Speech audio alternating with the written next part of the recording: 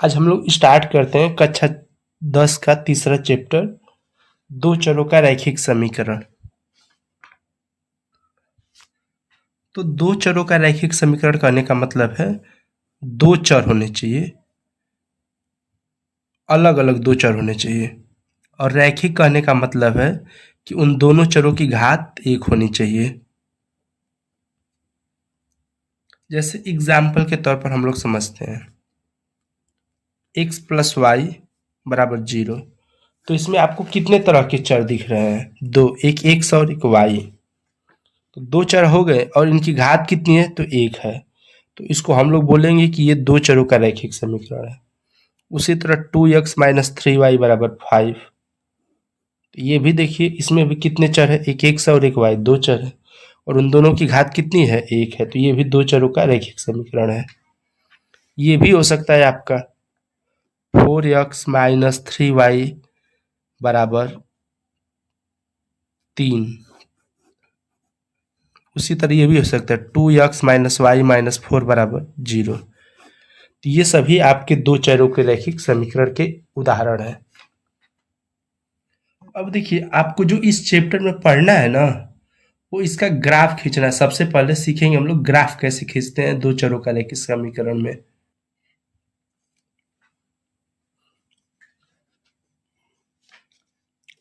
तो देखिए, ग्राफ खींचने के लिए आपको सबसे पहले निर्देशांक समझना पड़ेगा। तो थोड़ा सा हम लोग निर्देशांक के बारे में देख लेते हैं।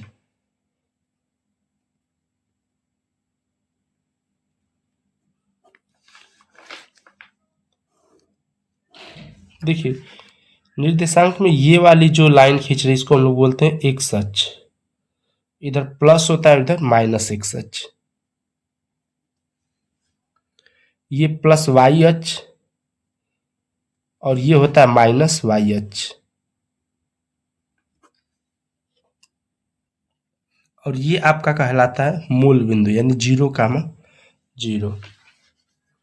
तो इसमें कुल 4 चतुर्थांश होते हैं। ये होता है प्रथम चतुर्थांश, ये होता है द्वितीय चतुर्थांश, फर्स्ट, सेकेंड, ये होता है तृतीय चतुर्थांश और ये होता है चतुर्थ चतुर्थांश। अब इसमें देखिए, तो देखिए प्रथम चतुर्थांश में अब ये वाली देखिए, ये लाइन भी प्लस है और ये भी प्लस है, यानी प्रथम चतुर्थांश में दोनों जो रखे जाएंगे प्लस प्लस रखे जाएंगे। द्वितीय चतुर्थांश में देखिए वाई एक्सिस प्लस है और ये निगेटिव है। तो पहले एक्स एक्सिस रखते हैं यानी निगेटिव, और फिर वाई एक्सिस यानी पॉजिटिव, यानी दूसरे चतुर्थांश में निगेटिव पॉजिटिव, तीसरे में होगा निगेटिव निगेटिव और चौथे में होगा आपका पॉजिटिव निगेटिव। जैसे आपसे पूछा जाए, है ना, कि -4, 3, 2, 2, -7, 10, 7, -4, -3.5, 4 और एक और सर -8, -9। ये सभी जो बिंदु हैं किस चतुर्थांश में लाई करेंगे? देखिए, इसमें क्या है, पहले माइनस है फिर प्लस, यानी माइनस प्लस किस में लाई करते हैं? तो द्वितीय चतुर्थांश में। ये बिंदु आपका सेकेंड क्वाड्रेंट में यानी द्वितीय चतुर्थांश में लाई करेगा। 2, 2 यानी दोनों प्लस प्लस है, तो दोनों प्लस प्लस किस में रहते हैं? प्रथम में, ये प्रथम चतुर्थांश में। उसी तरह आप लोग देखिए तीसरा किस में लाई करेगा? तो पहले नेगेटिव है एक्स एक्सिस और वाई एक्सिस क्या है? पॉजिटिव है, यानी नेगेटिव और पॉजिटिव द्वितीय में, तो द्वितीय चतुर्थांश में।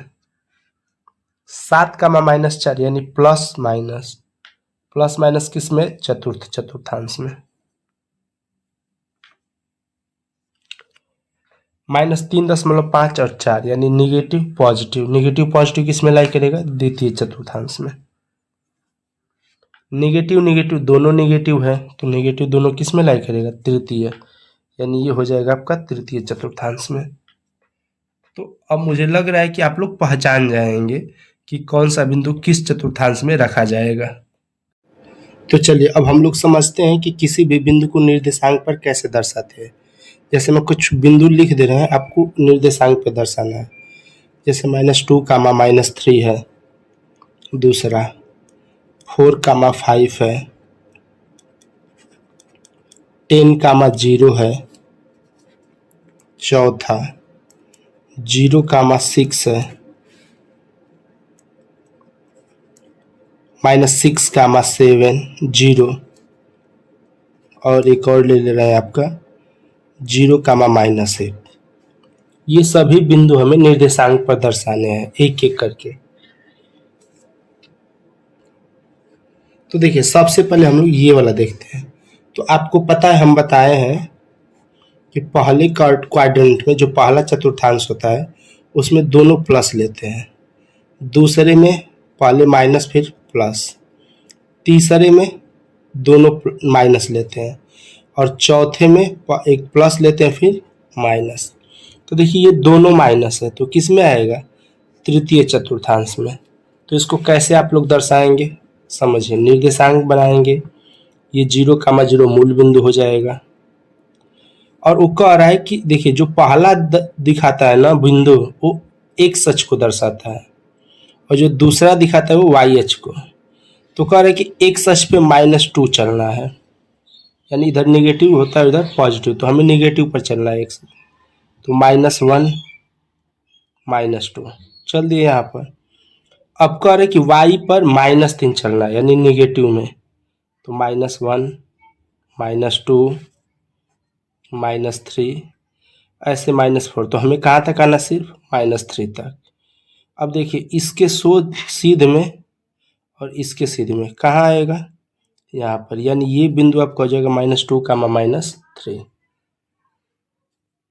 इसी तरह आपको फिर कह रहा 4 कामा 5, तो फिर एक निर्देशांक बनाएंगे, और ये किस में होगा? 4 कामा 5 देखिए दोनों प्लस है, तो पहले चतुर्थांश में।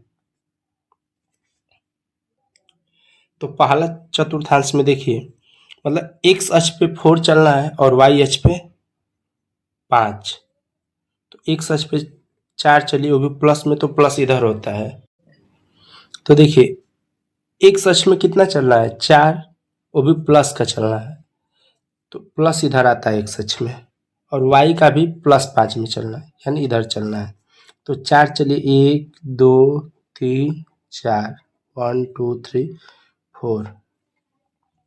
इसमें 5 चलिए, 1 2 3 4 5, 1 2 3 4 ऐसे। अब इसके सीध में और 4 के सीध में यहाँ आएगा, यानी ये बिंदु हो जाएगा आपका 4 कामा 5।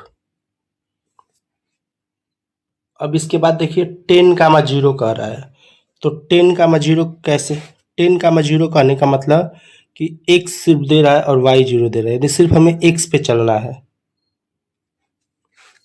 क्योंकि y 0 है तो हमें सिर्फ किस पे चलना है? x पर चलना है। तो x पे चलिए, वो भी प्लस पर चलना है। देखिए प्लस है ना, तो प्लस x एक्सिस पे 1 2 3 4 5 6 7 8 9 10 ऐसे आप लोग काउंटिंग कर लीजिएगा। यहाँ पर आएगा 10 कामा 0।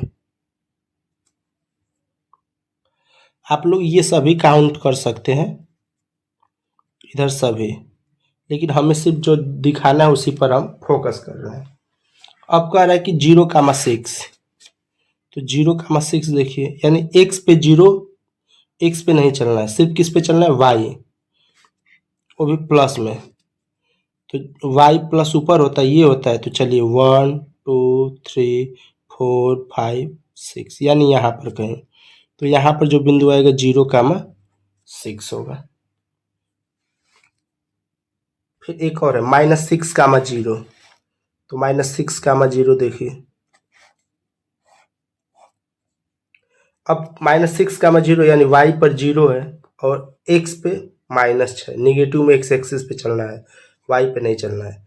तो निगेटिव x एक्सिस यही होता है, 1 -2 -3 -4 -5 -6, यानी यहाँ पर आएगा आपका -6, 0 खाना है 0, -8।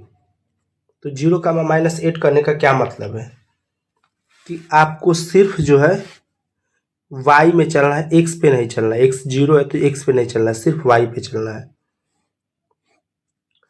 तो देखिए x पे नहीं चलना है, सिर्फ किस पे चलना है, y पे, वो भी नेगेटिव में चलना है। तो -1 -2 -3 -4 -5 -6 -7 -8, यानी यहाँ पर आपका कहीं होगा 0, -8। तो आप लोग